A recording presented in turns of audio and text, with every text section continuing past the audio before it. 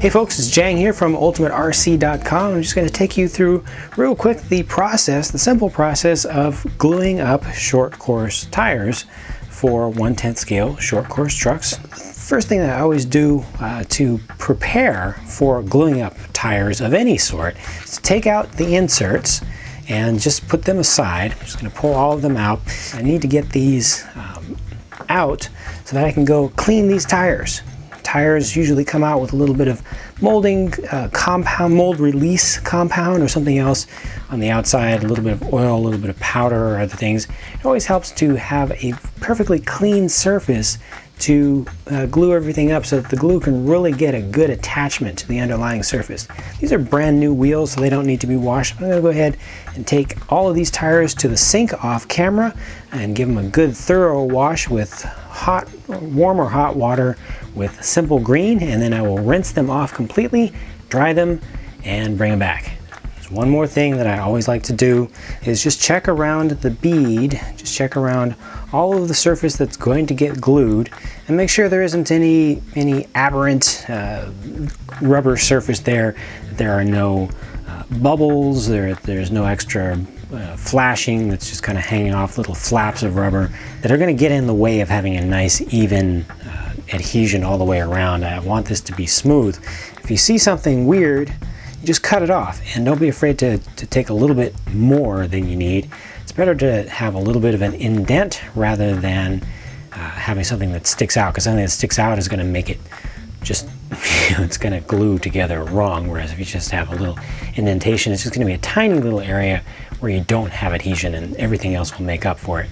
Things you can use, so here I've got a couple small things. There's a little bit of flashing here, and you can use a very sharp, fresh hobby knife. In this case, this little bit, the rubber is soft enough here, and this little bit is just flexing back. So another thing you can use is a pair of curved Lexan scissors, the same scissors you use for cutting a body, and those make it real easy. You just go in and just snip it off. You can see that happened nice and quickly and easily. I've got this little bit of, like I say, it was a bubble. It's what it appeared to have been, and I'm just going to try to trim that back a little bit. There we go. It's not pretty, but it's not sticking up anymore, so it's not going to affect the shape of this bead. A little more flashing. I'm just going to go ahead through all of the tires and find any irregularities and take care of them real quick, and then I'll actually be ready to glue. There we go. All right, these are good to go. I'm going to go ahead and put my inserts back in, make sure that they're in the right way. This one's got a little bit of weird indentation on it, but you can see that there's a thicker side with these closed cell ones. There's a thicker side here, and there's a thinner little edge on the opposite side. The thinner edge goes towards the 3-inch side. You can see there's a smaller space in there compared to over here, so the thicker side has to go in here. Closed cell foams sometimes have a little bit of powdery residue that comes off of them. So to avoid getting powder all over that nice clean bead surface that I just cleaned up, I'm going to fold this up like this and insert it, being careful not to rub the insert across the surface of the bead. You're still going to get some on there, but this just helps it to not become a total waste of time cleaning it off. And then just fold it up in there. And whether you have closed cell foams or open cell foams, the older style, just spend some time, some quality time, going around and massaging these in. Make sure that the insert gets seated in evenly all the way around. Make sure it's not bunched up. Just spend some time just kind of pushing it around, making sure that it is relaxed and that it's sitting in there naturally. And then go ahead and slip this over the wheel and just get the bead seated in there. Again, spend a little bit of time going around, making sure that it is even. Make sure that it is all the way in the way that you want it to look once it is fully glued. There you go. So see, there's an even gap or no gap all the way around. On the other side, just a little bit of looseness, but that's the way that I want it to look. Also, if you didn't have vents in the wheels, you should do that first before doing this, but these already had 2 holes in them on opposite sides, so they are good to go. Here's some tire glue. This is from AKA. It's basically just CA or cyanoacrylate. If you have stuff that's really thin, it's going to bond pretty much instantly, whereas if you have stuff that's thick, it's going to take a while, so you have some time to move it around. This is medium consistency here. Now you've got kind of a template here for the way you want it to look when it's done. So what you want to do now is just pull it back a little bit, not too much. Get some glue down there on the bead, because that's where it's most important to get a connection, is on the bead itself. And then just let that sit back in, massage it back in, and make sure that it's getting down and the bead is making contact with the bead of the wheel down here, down on the bottom. Don't worry about the sides yet. We'll worry about the sides later. I'm just going to follow this around. I'm going to go to the next section that's already started to bond, and just to kind of extend that around, extend the wetness of the glue, and carefully push it back in. Give it a second to tack up just a little bit. And I'm going to go around to the next section wherever it pulls up, and just continue that. If you come to a part where you've pulled it up, you put a little glue in there, and then it kind of gets stuck like this, don't try to force it down immediately. Pull it apart. Make sure that you're denying the glue the ability to immediately tack up. You don't want it to adhere in the wrong place. So if it's going in wrong, pull it up. Make sure it's not going to get stuck the wrong way. Make sure that it's loose all the way around, so you're not getting any surprises, and just feed it back in the way you wanted it in the first place. All right, so this is glued all the way around on the bead, the surface that contacts this here, this horizontal part of it, the circumference itself, not the outer ridge or the inner ridge. So I've still got some areas that I can pull back because I wasn't trying to seal up the edges yet. Now I'm going to go ahead and seal out those edges. First thing I'm going to do is take the whole tire and pull it towards this side just a little bit. Just shift it over slightly without messing with the orientation of the inserts inside, to just help it to want to kind of bunch up and fold over and keep that seam closed up. Next, you can put on something that can actually help to keep it that way. There are large rubber bands. You can do something like that, or you can use Velcro straps. This is something that I've been doing for a long time. Use a bunch of Velcro straps put together however long you need, and just get that nice and tight all the way around. Strap it up, and that's going to give you pressure. It's going to hold that seam closed once you get the glue in there, and it'll force it to glue exactly in the position you want it to be in. So you see it's nice and tight all the way around. It's going to hold that in.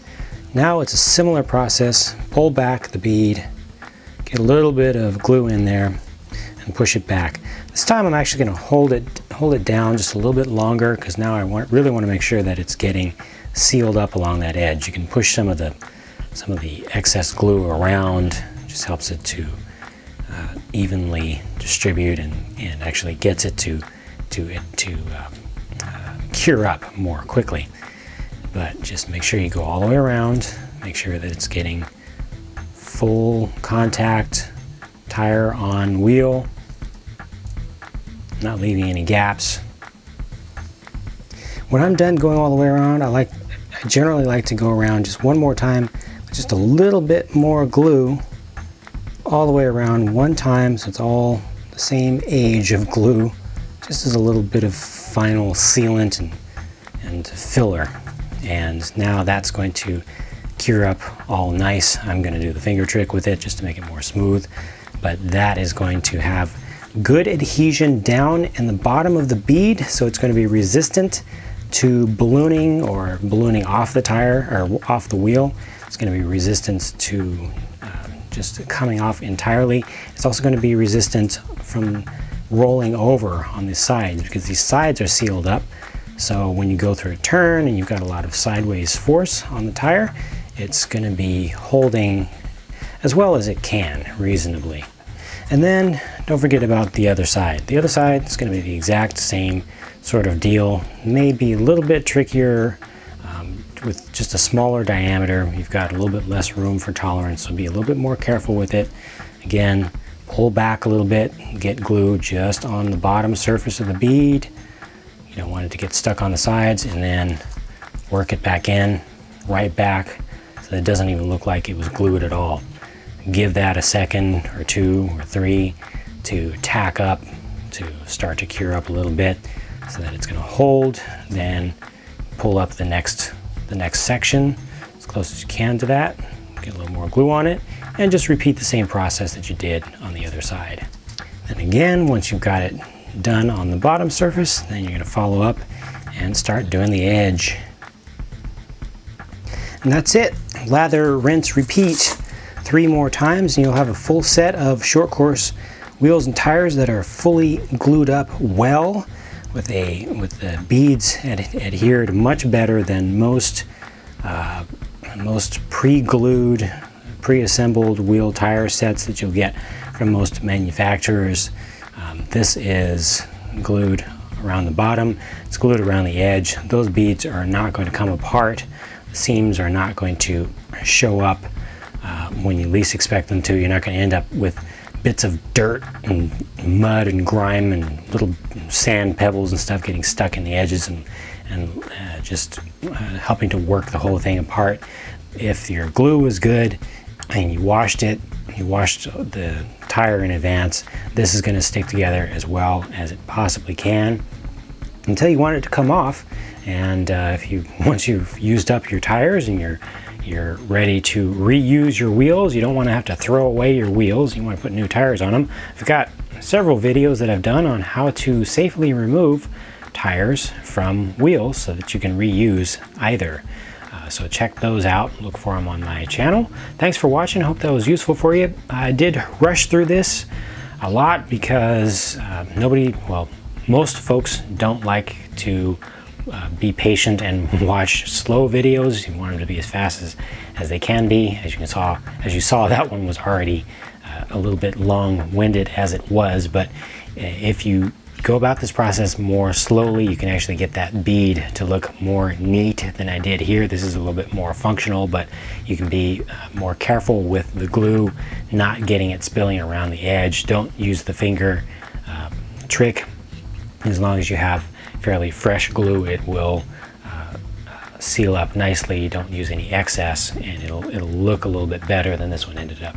But this will definitely work very, very well. So thanks for watching, appreciate it. And if you want to see more how-tos, as well as some product reviews, driving videos, and much, much more, be sure to subscribe to the Ultimate RC Network channel on YouTube. And I hope to see you on the friendly forums at ultimaterc.com, where you can post up your own tips and tricks and learn from thousands of other folks who have posted up theirs as well. Talk to you again soon.